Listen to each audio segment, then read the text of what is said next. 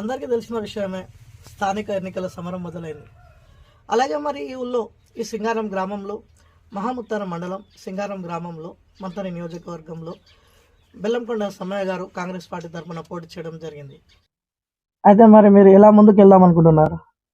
మా కార్యకర్తల మేరకు, మా ప్రజల మేరకు ఖచ్చితంగా ముందుకెళ్తా నేను. చాలామంది ఊర్లో తిరుగుతున్నా, చాలామంది ఏమంటున్నారంటే ఎప్పుడైనా కానీ చాలామంది సీనియర్స్ చేసిర్రు, వాళ్ళు ఏం చేయలేదు. నువ్వు మొదటిసారిగా యువత ముందుకు వస్తున్నావు కాబట్టి ఖచ్చితంగా నీకే సపోర్ట్ చేస్తామని చెప్పేసి. మీరు గత 5 సంవత్సరాలు వార్డు మెంబర్గా చేశారన్నారు. అప్పటిది ప్రజల మనసులో ఉందనుకుంటవచ్చు. ఉండొచ్చు, ఖచ్చితంగా ఉంటుంది. అప్పుడు చేసిన ఏమన్నా ఉంటే చెప్తారా?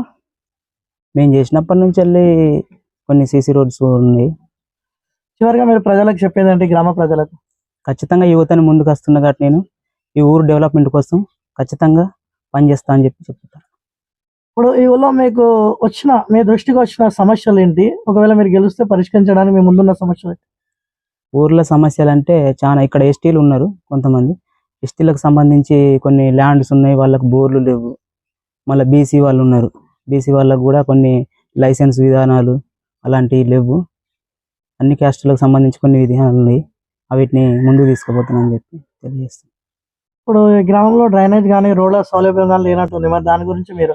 ఖచ్చితంగానండి, నేను ముందుకు వచ్చిన తర్వాత అవన్నీ ఫాలో చేస్తా అని చెప్పి చెప్తాను మా ప్రజలకు. శ్రీధర్బాబు గారు ఆదేశాల మేరకే నేను ఖచ్చితంగా పనిచేసి పెడతాను ప్రజలకు. నేను గ్రామ కమిటీ అధ్యక్షునిగా చేసినప్పటి నుంచి సార్ నాకు పరిచయం ఉంది. ఎప్పుడైనా మందిరం పోతే ఆ సమ్మయ్య గారు అనే గెలుస్తారు నన్ను గ్రామ కమిటీ అధ్యక్షుడని. ఆయన సహకారం నాకు చాలా ఉంది. ఆయన ఆదేశాల మేరకు నేను పని చేసుకుంటూ పోయినా, ఇప్పటికి కూడా అదే ఆయన ఆదేశాల మేరకే పనిచేస్తూ ప్రజలకు బాగోగులు చూస్తా.